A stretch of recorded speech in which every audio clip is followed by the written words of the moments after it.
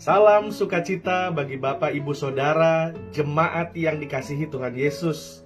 Puji Tuhan, hari ini kita sampai di hari yang ke-33 dalam rangkaian 40 hari hidup dalam Mazmur Tuhan. Dan dalam beberapa hari ini ada special edition, rahasia keluarga yang diberkati Tuhan menurut Mazmur Tuhan. Saudara, pada hari ini kita akan kembali meneruskan dan melihat lagi lebih dalam dari Mazmur pasal yang sama, yaitu pasal 128 ayat 1 dan seterusnya. Saudara yang dikasihi Tuhan, dikatakan bahwa berkat atas rumah tangga, nyanyian ziarah, berbahagialah setiap orang yang takut akan Tuhan, yang hidup menurut jalan yang ditunjukkannya. Apabila engkau memakan hasil jeripayah tanganmu, berbahagialah engkau dan baiklah keadaanmu. Istrimu akan menjadi seperti pohon anggur yang subur di dalam rumahmu, anak-anakmu seperti tunas pohon zaitun sekeliling mejamu. Sesungguhnya demikianlah akan diberkati orang laki-laki yang takut akan Tuhan. Kiranya Tuhan memberkati engkau dari Sion, supaya engkau melihat kebahagiaan di Yerusalem seumur hidupmu, dan melihat anak-anak dari anak-anakmu. Damai sejahtera atas Israel. Saudara yang dikasihi Tuhan, di dalam ayat yang pertama kembali kita melihat bahwa berbahagialah setiap orang yang takut akan Tuhan, yang hidupnya menurut jalan yang ditunjukkannya. Saudara, di dalam hidup ini banyak orang bertanya, apa itu hidup? Apa arti hidup? Bahkan banyak filsafat, banyak filosof yang menulis tentang kehidupan. Namun sekali lagi firman Tuhan memberitahukan kepada kita, saudara. Saudara, hidup menjadi indah. Hidup akan menjadi indah ketika kita tahu apa arti hidup dan kemana kita harus melangkah. Sekali lagi, hidup menjadi indah ketika kita tahu apa arti hidup dan kemana kita harus melangkah. Hidup akan menjadi lengkap ketika kita tahu nilai-nilai hidup.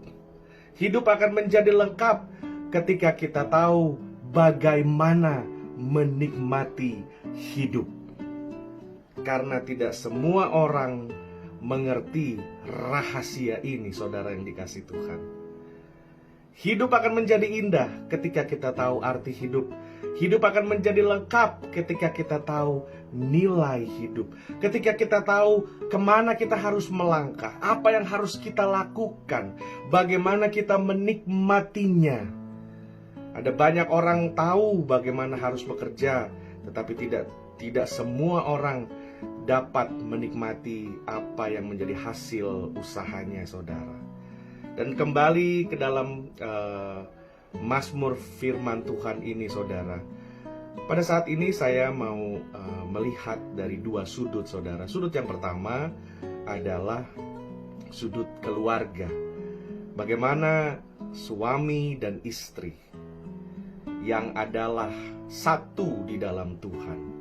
Pada saat Tuhan menciptakan Adam dan lalu Tuhan menciptakan Hawa, Adam berkata kepada Hawa, engkaulah tulang dari tulangku dan daging dari dagingku.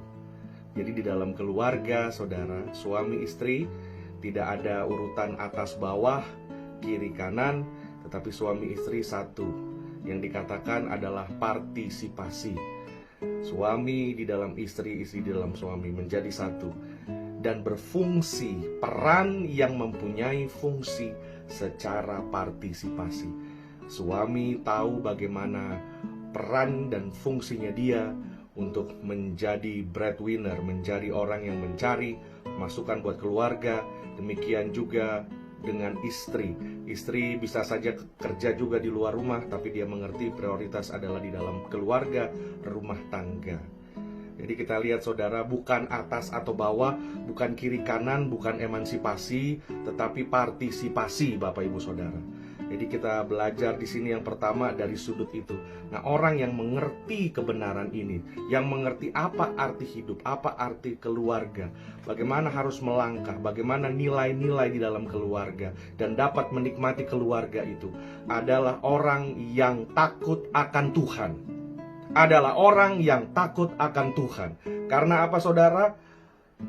Orang takut akan Tuhan adalah awal dari hikmat. Takut akan Tuhan adalah awal dari pengetahuan. Engkau bisa belajar apapun di muka bumi ini, tetapi jika tidak mempunyai rasa takut akan Tuhan, maka apa yang engkau pelajari sia-sia. Tetapi engkau yang takut akan Tuhan, dari situlah Tuhan akan menambahkan segala sesuatu di dalam hidupmu. Takut akan Tuhan adalah awal daripada hikmat.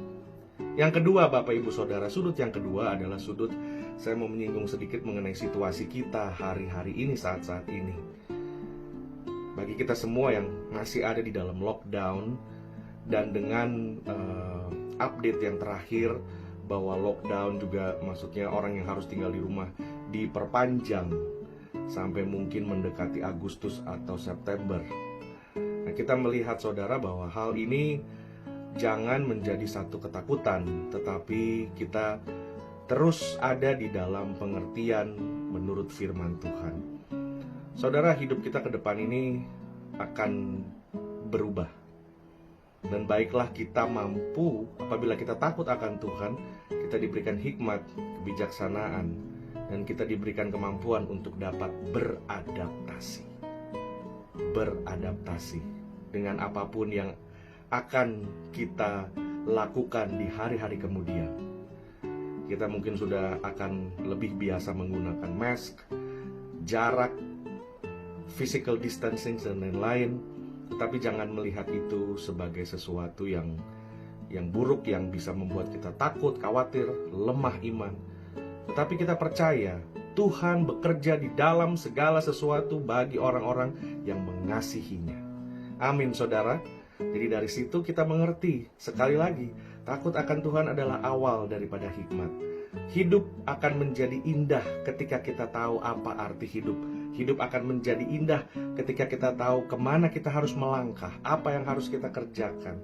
Hidup akan menjadi indah ketika kita tahu apa arti keluarga, bagaimana kita dapat menikmatinya. Hidup akan menjadi lebih lengkap ketika kita tahu nilai hidup, nilai keluarga, dan bagaimana kita hidup dan menikmati setiap berkat Tuhan. Saudara masih hidup sampai saat ini, itu berarti saudara diberikan waktu oleh Tuhan untuk menikmati setiap berkat dan kemurahan Tuhan, setiap kebaikan Tuhan. Kesehatan yang saudara masih miliki, nikmati itu. Waktu-waktu dengan keluarga, nikmati itu.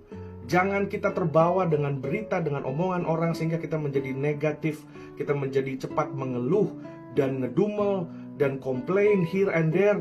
Jadi kita tidak ada rasa ucapan syukur. Tetapi mari kita bangun hidup kita di atas ucapan syukur. Karena kita percaya, saudara, kita mengerti hidup kita. Kita tahu dan kita percaya untuk apa kita diciptakan. Kita diciptakan untuk menjadi penyembah daripada Tuhan. Allah yang luar biasa, yang sudah mengirimkan anaknya yang tunggal, Yesus Kristus, untuk mati dan bangkit buat kita. Kita diciptakan untuk menjadi berkat buat orang lain, menjadi Kristus kecil di dunia ini, menjadi terang dan garam dimanapun kita berada. Inilah waktu bagi kita, saudara, memberitakan kasih dan kebaikan Tuhan. Dan disitulah kebahagiaan yang akan kita terima. Biarlah Mazmur ini, saudara, mampu untuk memberikan kita semangat yang baru, memberikan kita kekuatan yang baru, dan mengangkat hidup kita, belajar menjadi seperti Kristus, mau diubahkan, mau dibentuk oleh Tuhan Sang Penjunan Agung. Dan doa saya, Tuhan Yesus terus akan menyertai kita semua dan memberkati kehidupan kita. Tuhan Yesus memberkati. Haleluya.